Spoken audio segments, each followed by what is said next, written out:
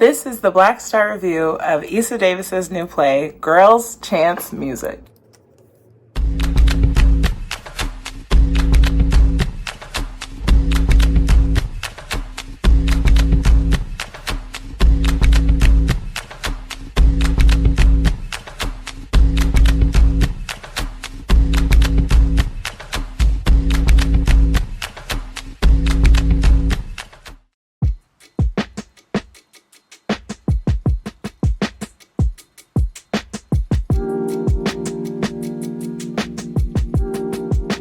Welcome back, Black Stars. I'm Anastasia X, and I love art almost as much as I love Black people. So I started this channel, Black Star Reviews, to shine a light on the work of Black creatives in New York City and beyond. And today, we're going to be talking about Girls Chants Music. But before we do that, let's take a moment for the ancestors.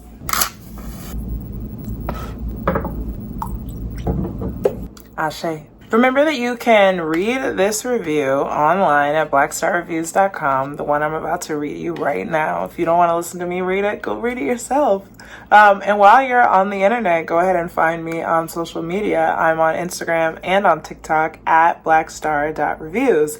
You can go there to see the cast interviews I did at opening night, some behind the scenes footage. It's all there, so go find me there. We don't have to only be connected on YouTube. And this is my 4 Black Star review of Girls Chants Music. Despite how I'm dressed right now, you could not pay me to go back to being a teenage girl. I am perfectly comfortable forgetting that I ever was one, especially now that my psyche has done the heavy lifting of blocking most of it out. What I can remember that hasn't been blocked out is the unwieldy emotion. All of my problems had a bigness. Each decision was an ultimatum. And I wasn't raised to cry, so I mostly stomped around the house with a vacant expression, trying to disconnect from myself, but trapped in a pale, slender body that I really wished looked more like Jessica Alba's in Honey. Playwright Eisa Davis remembers that dissonance, the discomfort of trying to be who you are while communicating who you want to be through your taste in clothing, in lovers, in music, in hobbies. Davis's new, marvelously casted play, Girls Chants Music, explores that tumultuous time in life through 4 characters: Clementine, Fax, Margot, and Ryle. They're all students at a summer music program for girls. The program is free, but getting in is tough. Each girl has to prove her chops to earn her spot. Fax, played by Hilary Fisher, is a vocalist with a neurotic type A stream of consciousness. Ryle, played by Yeena Sung, plays keys and yearns for connection. Clementine, played by Gianna DiGregorio Rivera, is a one-woman woodwind section whose sole interest is rehearsal. And then there's Margot, played by Naomi Latta, who reads Buddhist philosophy, plays drums, and constructs a shroud of mystery that keeps the other girls at an arm's distance, even while drawing them in like moths to flames. Margot's fire burns brightest when she's on percussion, though she's just as eager behind the drum set as she is banging on a table in the food court or knocking rocks together by the river. The other girls have never met anyone else like her, and they find inspiration in her obsession with improvising. Some girls, like Fax, are classical girls who have to learn how to improvise, while Margot is all the way jazz, eschewing obvious sounds and instructing Fax that if you're writing it, you can't mess it up. The girls give and take all summer, with Margot doing most of the giving, until jealousy wedges its way in. A common devolution at an age where you're not sure if you love your bestie like a friend, like a lover, or like a skin suit that you want to borrow. Just me? Mel Ng's costumes anchor us in time. In one scene, Ryle enters with a Labubu festooned backpack, rainbow highlights, brown and white cow print pants, and an electric green fuzzy sweater, while Davis's writing moves and sounds like teenage girls and their propensity for exaggeration across the ages. I want to slice off her nipples with a plastic knife, and their signature turmoil. The play almost ends before it begins when we open on Margot atop a high ledge. The musical aspects of the show have an insider baseball flair. Some of the jokes went over my head, but the musicians in the audience didn't miss a beat. Pun intended. There's a refrain shared by Fax and Margot, who's trying to help Fax to trust herself as a composer as much as a musician, that's all songwriting filler sounds. Da da da da da da da. The two sing in their secret language all over school and between classes to the chagrin of Ryle, who wants in. I, too, was over it from the audience. I didn't want to hear any more da-da-das.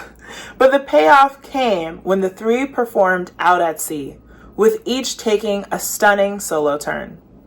The improvisations here are real, as is the feeling of being at a place in your life that you've never been before. And this is technically true every day, but it's never more true than when you're making big decisions in your adolescence. When audience members arrive in the lobby, they can add colored dots onto a C-scale poster of piano keys, and the cast will actually incorporate those notes into the show. Girls' Chance Music is as much a treat for musicians, who probably have their own fond memories of summer music programs, as it is catharsis for anyone who's ever been a teenage girl. At the close of the show, we see the girls a few years into the future. They're grown women with jobs and partners, and we see which of them continued to pursue music with passion. They look back on that summer fondly, though they're hazy on the details of exactly how they lost touch. As consuming as adolescence can be, it comes with two blessings. The crushing minutia will dissolve with distance, and it's just a moment in time. Girls' Chance Music at Vineyard Theater is a co-production with American Conservatory Theater. The play was written and composed by Eisa Davis, directed by Pam McKinnon, and features Gianna DiGregorio Rivera, Hilary Fisher, Naomi Latta, and Yeena Sung.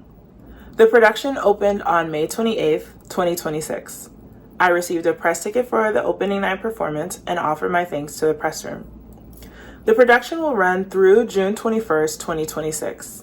Tickets for evening shows are $81 and up, but discounted tickets are available for partial view seating at $43, New York State high school students with ID, $20, and through the Vineyard Theater's community-supported programs, you can get a ticket for $37.80.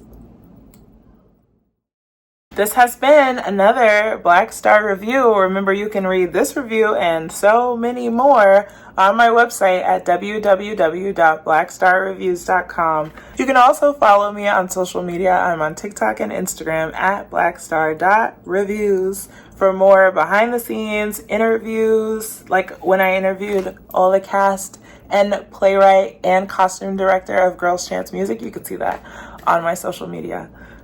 And while you're here, don't forget to subscribe so that you will be the first to know about new video reviews. If you made it this far in the video, I hope that you will give me even just a little bit more of your time to tell me what you thought about this review or what you thought about the show if you had a chance to see it for yourself. But in the meantime, in the tween time, thank you so much for being here. Black love and starlight. Stay shiny, y'all.